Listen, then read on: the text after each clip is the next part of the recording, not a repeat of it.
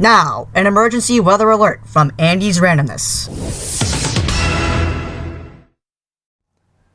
Good evening, viewers. This is Andy Pollack with a special weather report. This is going to be our last report until 12 noon or 1 p.m. tomorrow, August 1st. I feel that that's the method I want to go with.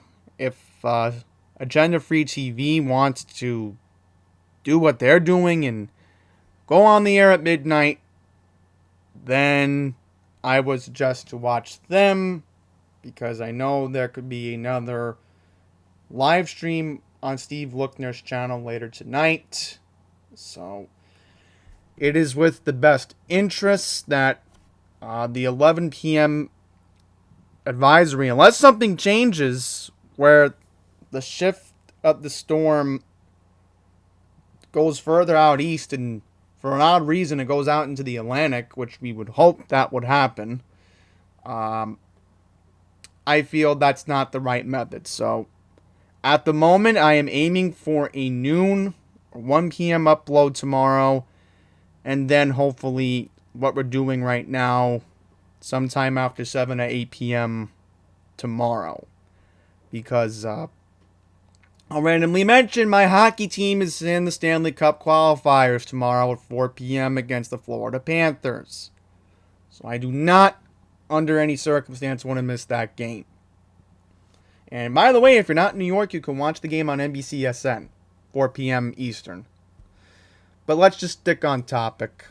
We're going to talk about Isaias. Okay, now, there is some good news on how you can pronounce it. So let's just go to NWS Fort Myers on Twitter, because they actually had a funny way of pronouncing this storm.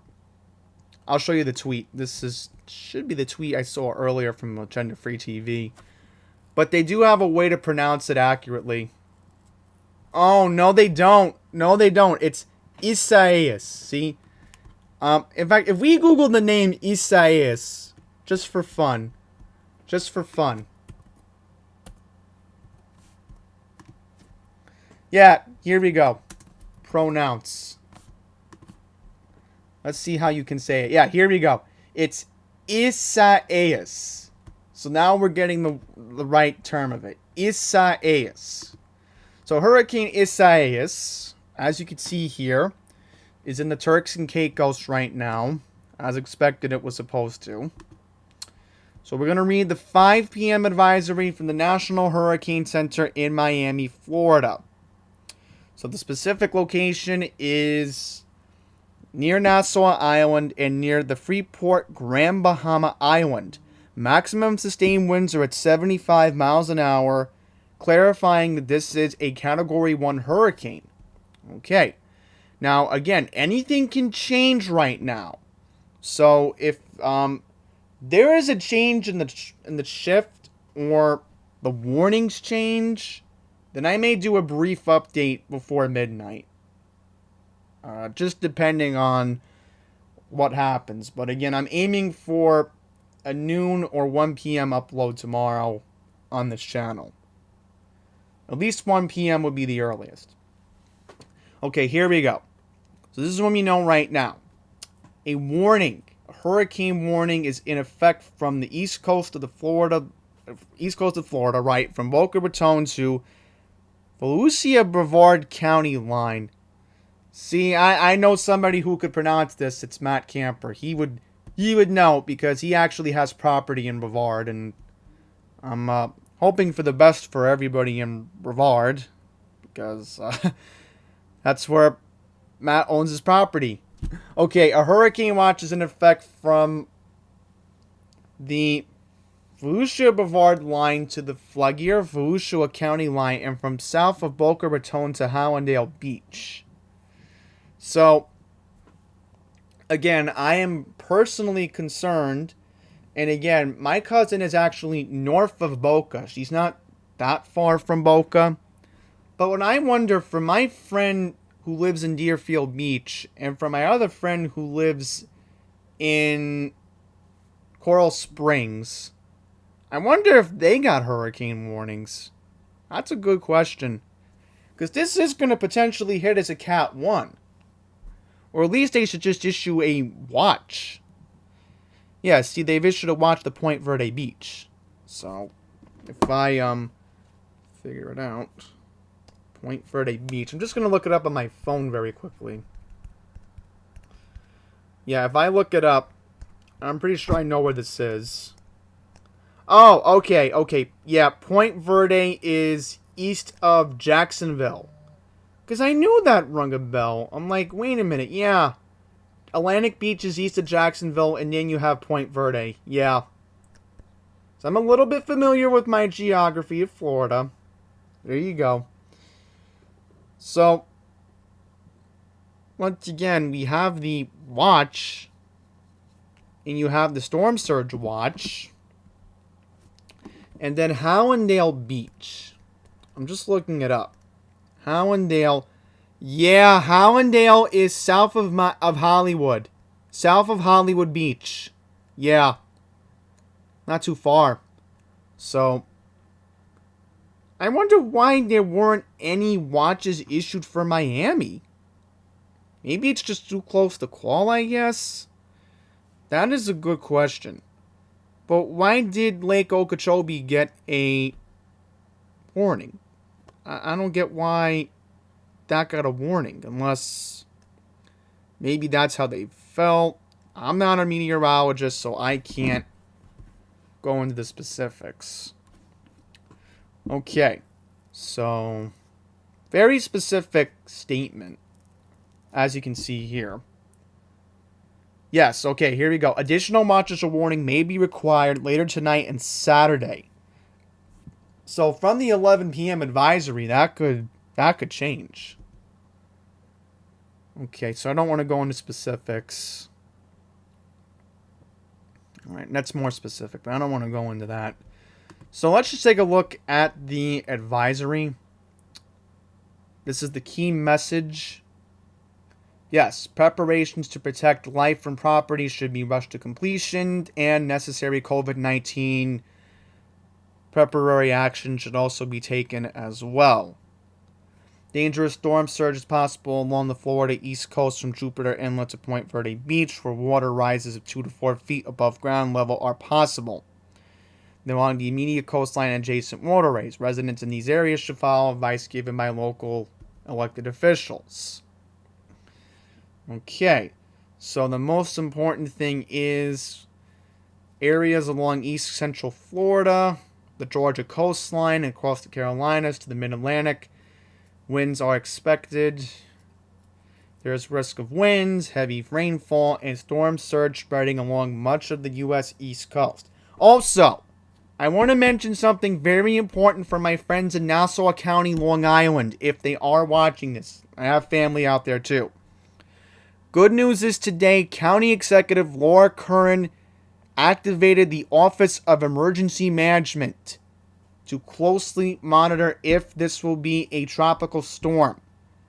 Most models right now think that it will make landfall in the New York City metro region only as a tropical storm. Delmarva, there's still a chance it could hit as a tropical storm, but there is a chance it could strengthen into a Cat 1. So, I would advise anyone, please, if you're in Delmarva, or anywhere along the East Coast for that matter, you need to keep an eye on this. Because you don't get the rain, you're definitely going to see winds. Or potential coastal flooding.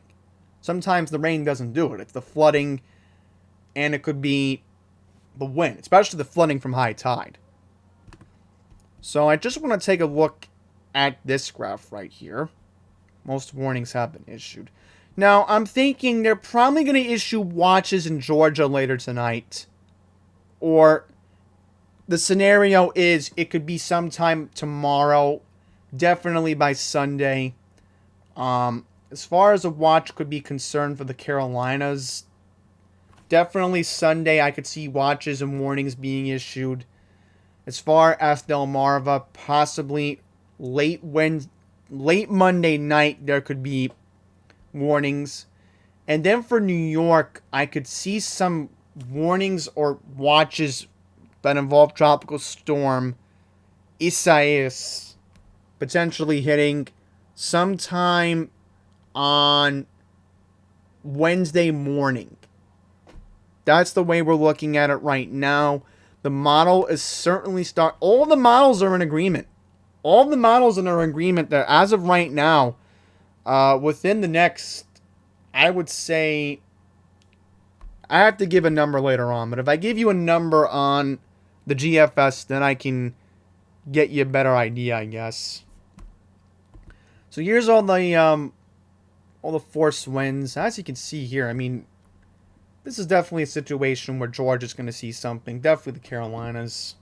Definitely Delmarva. So it looks like all of the East Coast is going to see winds. That's no question. And then, like I figured, yes, wee hours of Tuesday morning. Do you see a chance of 65 mile per hour winds? Because that's what it keeps being forecasted as. Then you have the rain that could impact, let's say, Brevard down to best case scenario. If the model were to predict it, you could see the rain being near Hollywood Beach. I could say that's a possibility. Because I always mentioned to my friend in Coral Springs, I had plans on being in Hollywood so I could be close to him if we ever met up. I mean, I'm worried about Hollywood Beach. I really hope not, because I've wanted to go to Hollywood for a while, and I'm praying all the best for Hollywood. Just very quickly, models are in agreement for Florida, as you can see here. So, I mean, everything looks like it's going to be Florida to the Carolinas. And then you have this, but again, the models are in agreement. So if the models are in agreement, then that is a very bad sign right there. Hang on, folks.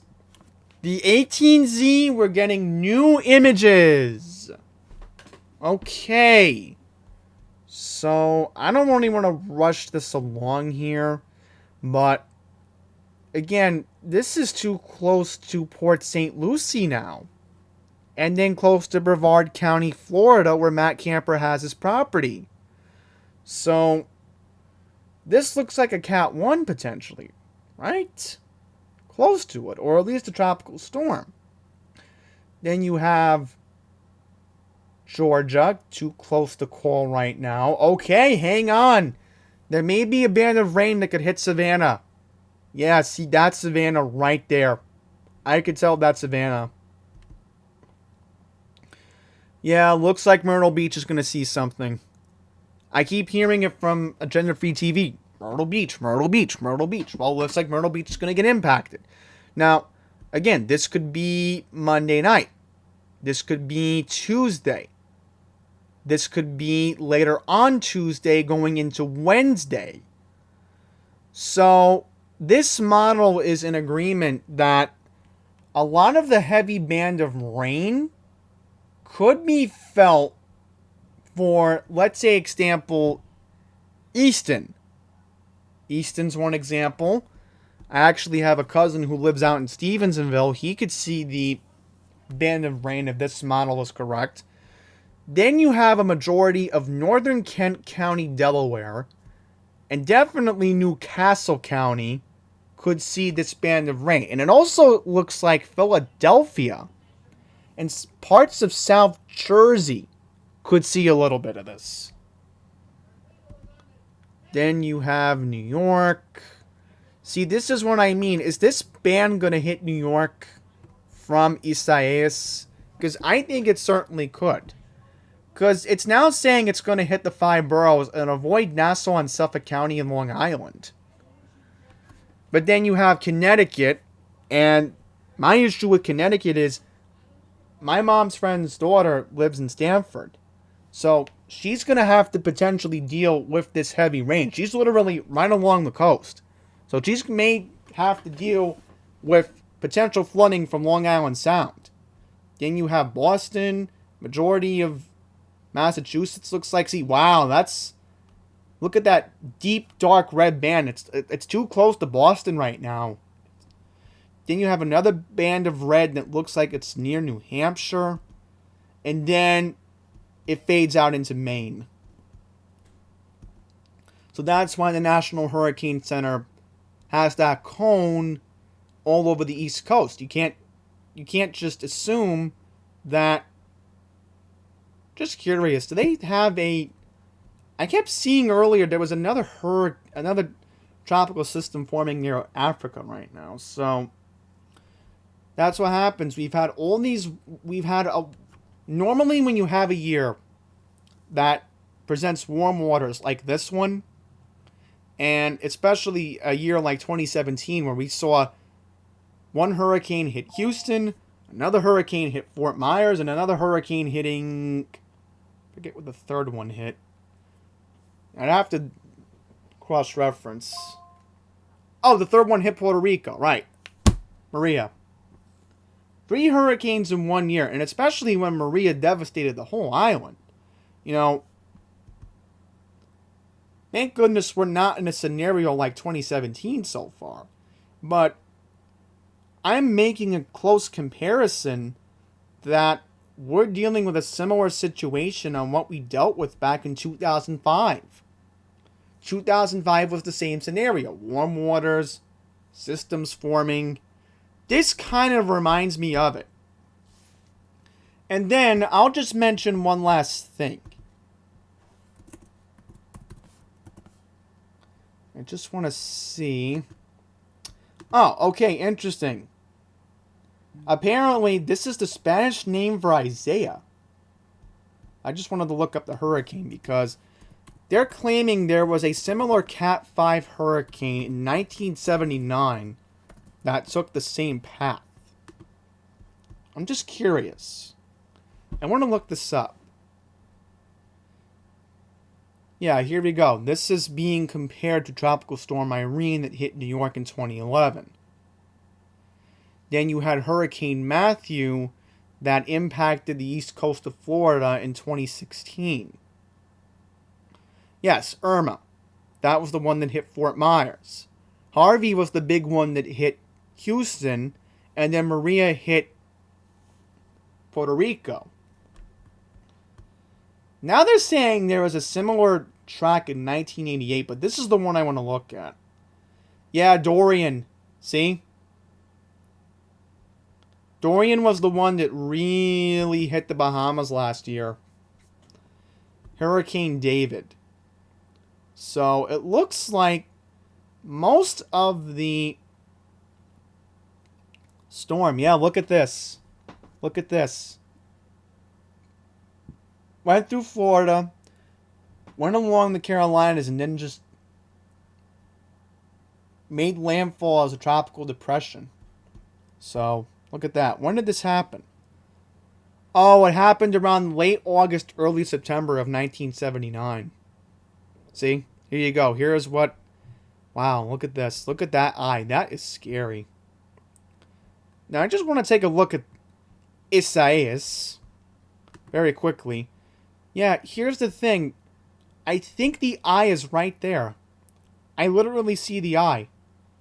So if there's an eye, this is definitely a Cat 1 at the moment. So, once again, if something changes, I will be back later tonight. If any important warning or watch does get issued for Miami, because right now, I'm not seeing anything that specific for Broward or Dade right now. So again, it's going to have to closely be monitored. But again, if all goes well from when I'm planning this out, once again, I'll be back at 1 p.m. tomorrow, August 1st, for another update. So, thank you all very much for watching. Take all precautions now because, again, I am warning all my viewers in Florida, you need to be prepared on Sunday for this storm. Because it looks like right now, Sunday is going to be the impact. Thank you all for watching.